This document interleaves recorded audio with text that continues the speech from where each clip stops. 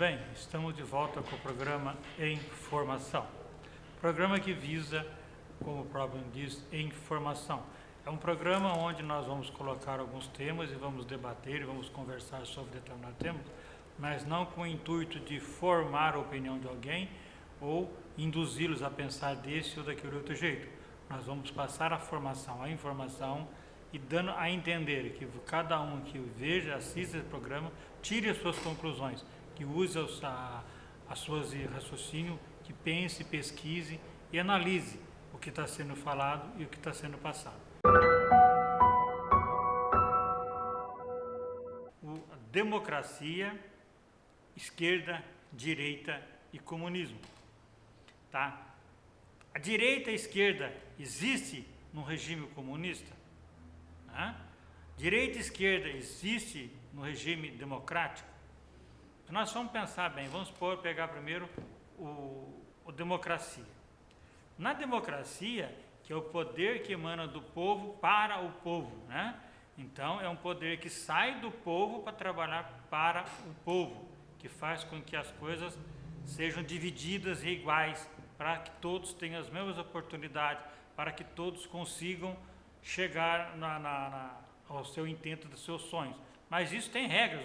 A democracia, ela favorece que as coisas aconteçam dentro de uma regra, de uma coisa que funciona, onde as pessoas são beneficiadas, muitas vezes pelo seu esforço, muitas vezes pelas necessidades, onde você ajuda, faz aquela pessoa crescer. Isso faz com que a democracia funcione.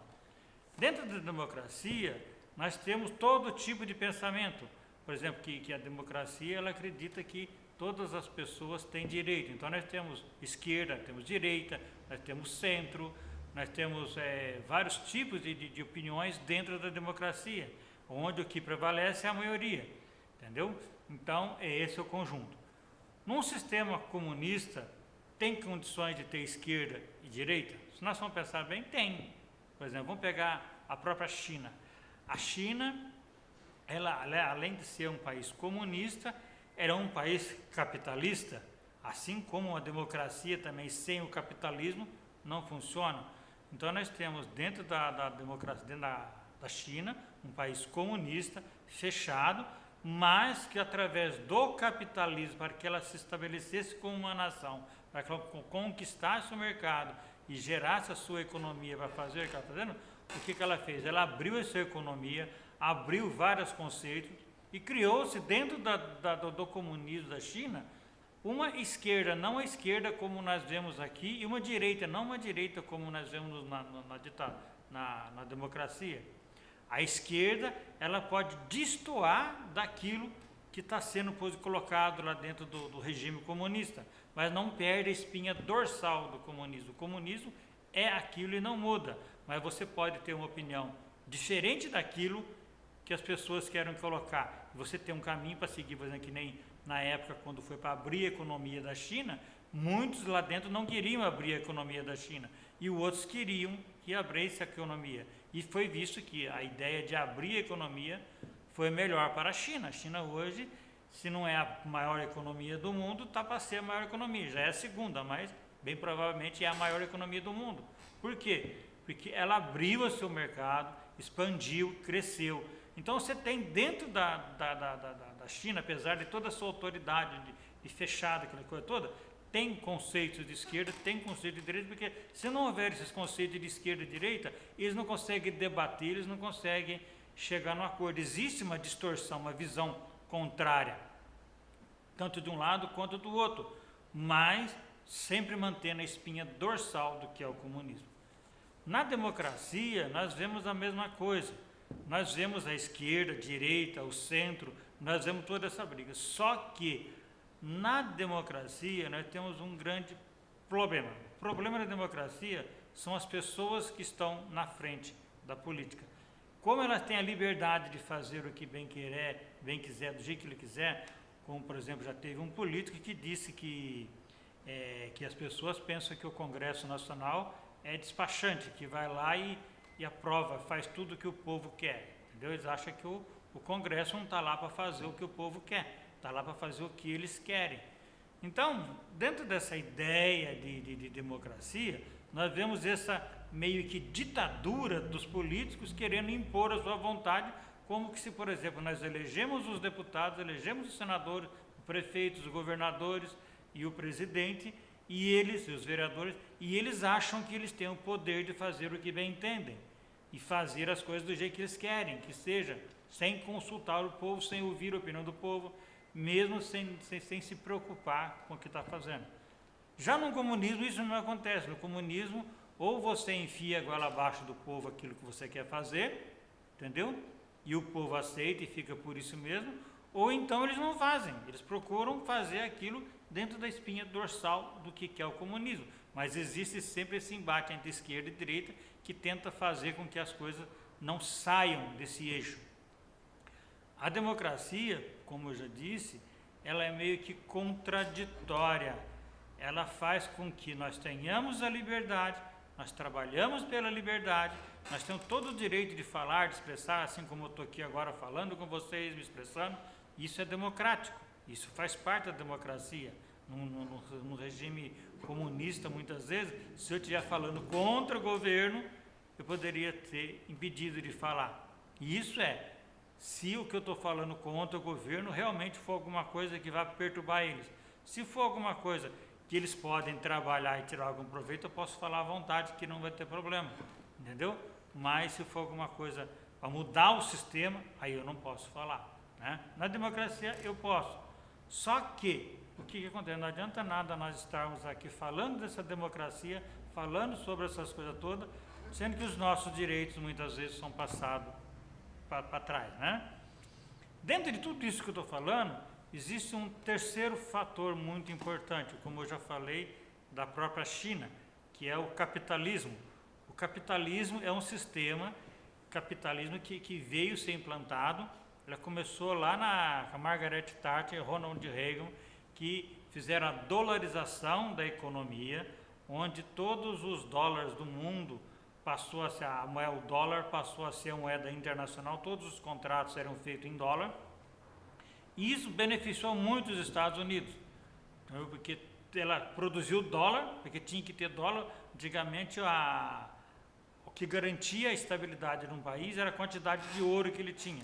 Agora, o que garante a estabilidade de um país é a quantidade de dólar que ele tem, a quantidade de mercado que ele faz, a quantidade de commodities, a quantidade de volume de mercado que ela faz. Entendeu? Isso que garante a estabilidade de um governo. O governo que vende muito e compra, tem a balança comercial, comprar e vender, você tem que manter um equilíbrio para que as coisas funcionem. E isso você gera dólar, você consegue fazer um capital de dólar e você se mantém. Nessa brincadeira, os Estados Unidos se beneficiou. Se beneficiou porque ele conseguia fazer os grandes negócios deles com o dinheiro e conseguia se manter, muitas vezes, com esse dinheiro circulando, o dinheiro dele valorizava, que é o mesmo dólar que você compra aqui, que você negocia, que você compra nos Estados Unidos. Lá dentro, se você pegar o mesmo dólar que é vendido nas bolsas de valores, é o dólar que circula nos Estados Unidos, lá dentro do comércio, nas padarias, todo o comércio local. Então, os Estados Unidos se beneficiou muito disso. A China, por sua vez, o que ela fez? Ela começou a capitalizar, a trazer esse mercado, começou a comprar títulos da dívida pública dos Estados Unidos, porque os Estados Unidos precisam vender esses dólares, essas dívidas, para poder fazer dinheiro, para poder se manter sua economia. Então, ela gerava dólar, vendia em dólar e comprava os títulos, vendia os títulos, e a China foi comprando esses títulos. Hoje, a China detém quase que 60% de todo o título da dívida pública dos Estados Unidos. Se ela botar todos esses títulos da venda, ela quebra a economia americana. Então, você percebe que o capitalismo mexeu com tudo isso. Então, hoje em dia, a discussão não é muito mais sobre o comunismo, o socialismo, ou se é democracia. Hoje em dia, o grande discurso é o capitalismo. Nós podemos ver a questão capitalista, vamos pegar aqui no Brasil, por exemplo, no caso hoje, né? Porque nós estamos vendo uma alta dos produtos básicos, como arroz, feijão, óleo subindo e uma inflação baixa. E as pessoas vêm com explicação muitas vezes que não tem muito sentido de como que é que um pacote de arroz pode subir tanto, sendo que nós temos uma inflação pequena, a inflação pequenininha de 1, 2%, enquanto o pacote de arroz sobe 15%, 20%, 30%. Isso não se explica. Mas por quê? porque toda a produção de arroz foi vendida para fora, aí saiu porque o dólar está alto, venderam, isso faltou mercado aqui dentro, então você tem mais gente comprando arroz e pouco arroz, o preço sobe, é simples, né? Então, o que acontece? É o capitalismo. Então, nós vemos uma democracia, o comunismo, mais o capitalismo, são três fontes importantes. E como que se impera sobre isso? Como que se resolve essa questão? O capitalismo, por si só, ele está correndo um sério problema. Existem grandes economistas que dizem que o capitalismo está a vias de falência, que esse sistema capitalista, ele já não consegue mais se sustentar sozinho. Nessa situação toda de pandemia que nós estamos passando, ficou claro que quem produz o lucro é o trabalho. Sem trabalho não tem produto, não tem lucro. As empresas não conseguem lucrar sem a força de trabalho. A força de trabalho é que gera o capital, não é o capital que gera trabalho, entendeu? E isso ficou bem claro. Você vê quantas pessoas ficaram paradas, a economia quebrou porque não tinha trabalhador. Então, quebrou-se a economia. Então, mostrou que o capitalismo não está seguindo como deveria seguir. Então, nós temos aqui esses três pontos interessantes: comunismo, democracia e capitalismo. O capitalismo, democracia e o capitalismo, ele se fecha num ciclo. O grande problema que eu estou falando é que o capitalismo tem que ser revisto, e ele vai ser revisto, que ele pode perder a sua força, porque ele está levando muitos países a quebrar, porque chegou num ponto em que desvalorizaram tanto o trabalhador, que todo mundo quer ser capitalista. E não existe isso. Você não pode ser todo mundo capitalista, todo mundo vender. Se todo mundo está vendendo, quem que vai comprar? Da onde vai sair o dinheiro para que você compre? Para mim vender, eu tenho que ter quem compre. Para mim produzir, eu tenho que ter mão de obra, eu tenho que ter matéria-prima. Para mim produzir, para mim vender. Agora, a partir do momento em que não existe esse vínculo entre o produto, o trabalho e o capital, ele se quebra. Então, nós temos que analisar muito bem. São coisas que a gente está colocando no ar aqui, colocando essas indagações, essas visões diferentes, né? Dentre o comunismo, a democracia, o capitalismo, e onde entra Deus, por exemplo, nessa história toda, né? Nós vimos que o princípio tudo veio da Bíblia, o princípio todo do comunismo e a própria democracia também veio da Bíblia. A Bíblia nos mostra esses vários sistemas de governos, né? Nós vemos um rei muito democrático, um rei, por exemplo, que ele partilhava com o seu povo, ajudava o seu povo, era um povo que um rei que ouvia o povo, né? Nós podemos ver, por exemplo, o próprio rei Salomão. O rei Salomão foi um rei que fez grandes obras, mas também meteu os pés pela mão, cometeu pecado e se perdeu. Assim como Davi, que é pai do rei Salomão, também foi um grande rei, que era bem bom para o povo, um rei, digamos assim, podemos dizer, não existia democracia também na época, mas vamos colocar como se fosse um rei democrático, um rei que ouvia a sua população, um rei que atendia as necessidades do seu povo, mas um rei também que errou, um rei que pecou e foi condenado, né? Então a própria Bíblia nos mostra essas diferenças que nós vemos, essas coisas todas que nós entendemos como é que funciona, né? Já o capitalismo, tem um livro que ele explica assim, como que se funciona o capitalismo, desde lá da época da Margaret Thatcher e o Ronald Reagan. No próximo programa eu trago esse livro e a gente vai comentar um pouquinho sobre esse livro, de como que foi pensado a globalização e o capitalismo. Como que se chegou a essa aqui, como que os países que se envolveram nesse capitalismo, as duras penas, como que eles conseguiram chegar, e quem venceu e quem perdeu nessa briga toda. Quem conseguiu sair desse capitalismo implantado e quem afundou, quem perdeu e quem ganhou. Esse livro é muito interessante, ele mostra todas essas nuances, essas diferenças entre uma situação e outra, né? E, por conseguinte, também nós temos que analisar a questão nossa, pessoal, como que nós vamos analisar tudo isso? como que nós vamos pensar e agirmos diante dessas informações.